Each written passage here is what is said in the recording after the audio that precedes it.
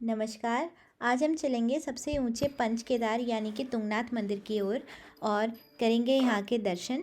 इसके अलावा हम जाएंगे यहाँ की हाईएस्ट पीक यानी कि चंद्रशिला पर, जो कि हिमालयन रेंजेस से घिरी हुई है और यहाँ से दिखते हैं ये खूबसूरत मनोरम दृश्य।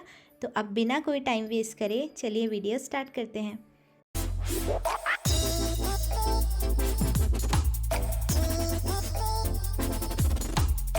आज का दिन शुरू होता है हमारे कॉटेज से उठ के और उठते ही हमें दिखते हैं ये खूबसूरत नज़ारे। तो अगर आप तुंगनाथ आ रहे हैं और चौपता में रुकने का आपका प्लान है तो यहाँ पर आपको ऐसे ही छोटे छोटे कॉटेज मिलेंगे जिनमें कि बहुत ही बेसिक सुविधा आपको मिलेगी, क्योंकि यहाँ पर इलेक्ट्रिसिटी वगैरह नहीं आती है। तो नहाकर तैयार होकर हम चल दिए अपने ट्रैक की तरफ और मंदिर के दर्शन करने।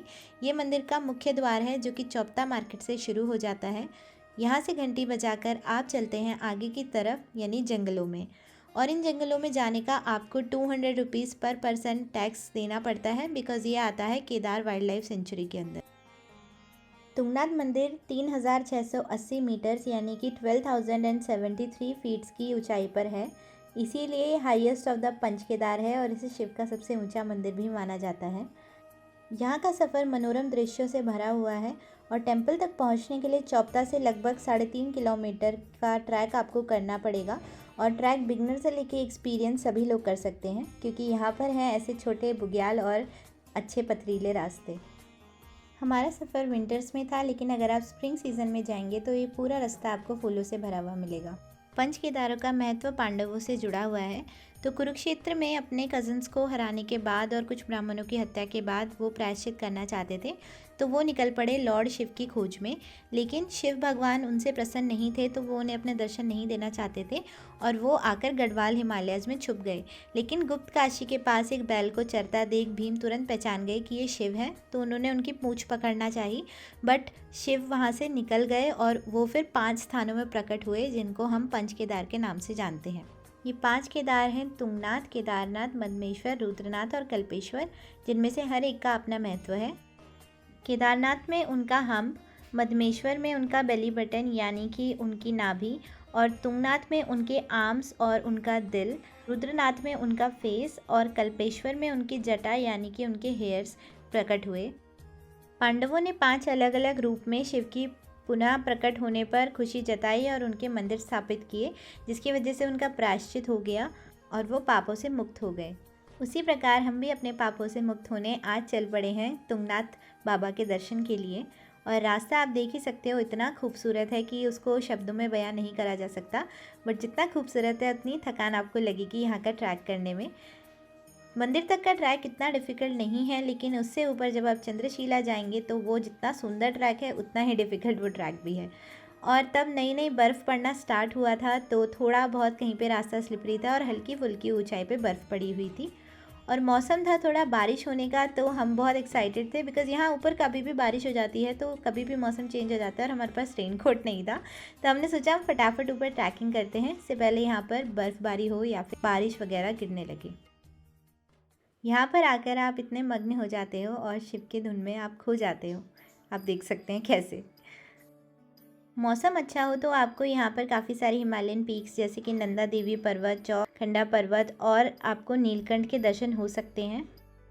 हर मौसम में तुंगनाथ पर्वत पर आपकी ट्रैकिंग अलग होने वाली है, क्योंकि हर एक मौसम में यहाँ का दृश्य अलग और देखने लायक होता है, जो कि इस जगह को बहुत ही ज़्यादा मेस्मराइजिंग बनाता है।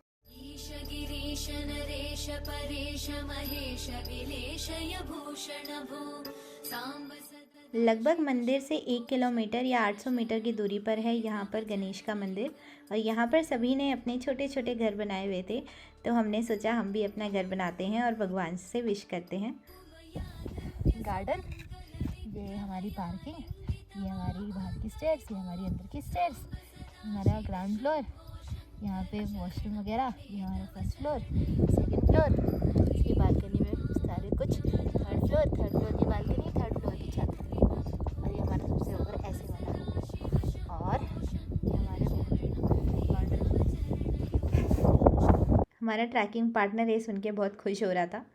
अब हम आगे चले गए थोड़े रेस्ट के बाद, और हमने सोचा बुग्याल के रास्ते जाते हैं, क्योंकि सीधा रास्ता हम बहुत बोर हो गए थे, तो हमें लगा कि ये वाले रास्ते से चलते हैं और थोड़ा चैलेंज लाते हैं अपने ट्रैकिंग में।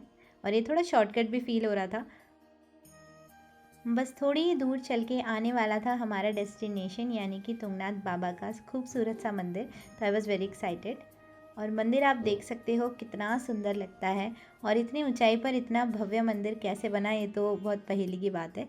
और ऐसा माना जाता है कि ये मंदिर 5000 साल पुराना है और पांडवों ने इसकी स्थापना की है जब उन्होंने सभी पंचकेदारों की स्थापना की थी। और यहाँ से ऐसा कुछ दृश्य आपको दिखेगा, और मंदिर इतना मेस्मराइजिंग है कि आप उसे देख के बिल्कुल मंत्रमुग्ध हो जाओगे। और मंदिर का मेन गेट ये है, और यहाँ पर गर्मियों में द्वार खुले होते हैं, लेकिन सर्दियों में दर्शन के लिए यहाँ पर अलाउड नहीं होता। तो अगर जब भी आप दर्शन के लिए आएँ तो आई विल सजेस्ट यू कि आप गर्मियों के टाइम पर यहाँ पर आएँ, क्योंकि सर्दियों में यहाँ के कपाट बंद हो जाते हैं। तो आप केवल ट्रैकिंग कर पाएंगे चंद्रशिला तक और मंदिर तक, बट आप अंदर जाकर दर्शन नहीं कर पाएंगे। लेकिन मेरी मानो तो भगवान हर टाइम अपने स्थान पर होते हैं, तो आप कभी भी वहाँ जा सकते हैं उनके गेट पर, वो कभी आपको मना नहीं करें। उसके बाद हम चल पड़े चंद्रशिला की ट्रैक की ओर, और मंदिर के ही साथ में से उसका रास्ता निकलता है, और लगभग 1.5 किलोमीटर की चढ़ाई है, जो कि सुनने में बहुत कम लगती है बट है बहुत थका देने वाली, क्योंकि रास्ते काफ़ी पथरीले हैं और बिल्कुल भी बने हुए नहीं हैं, ये पत्थर हिलते भी हैं। तो आप देख सकते हो वहाँ पर है पीक, जहाँ से हमें ये पूरा रास्ता क्रॉस करके जाना है, जो कि कहने को 1.5 किलोमीटर है बट है काफ़ी चैलेंजिंग। पर हमने थोड़ा साहस बटोरा, क्योंकि हम ऊपर जाना चाहते थे वहाँ पर चंद्रशिला पर दर्शन करने और आसपास के नज़ारे देखने। तो हम धीरे धीरे ऊपर की तरफ चलने लगे और थोड़ा बहुत बीच में रेस्ट लिया। आप देख सकते हो आसपास बादल बन रहे हैं, और इतना खूबसूरत दृश्य था कि रुक के ठहर के इसे एक्सपीरियंस करने का काफ़ी मन किया। तो हम काफ़ी जगह बहुत बार रुक रहे थे। सिंस चंद्रशिला बहुत ऊंचाई पर है और यहाँ पर जितने रेंजेस हैं उनमें से सबसे ऊंची पीक चंद्रशिला की है, तो हम बहुत एक्साइटेड थे ऊपर पहुँचने के लिए। और यहाँ से तो जो व्यू था वो तो अमेजिंग था ही, यू कैन सी। धीरे धीरे अपने कदम बढ़ाकर हम फाइनली पहुँच गए ऊपर चंद्रशिला तक, और ये है गंगा धाम।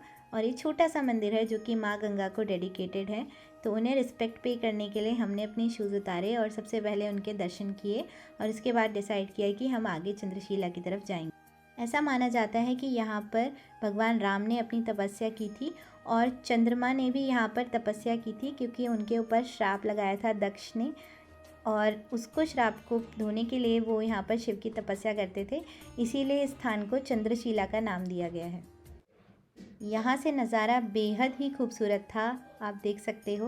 और जब मौसम साफ़ हो तो आप यहाँ से इन सारी पिक्स को भी देख सकते हो।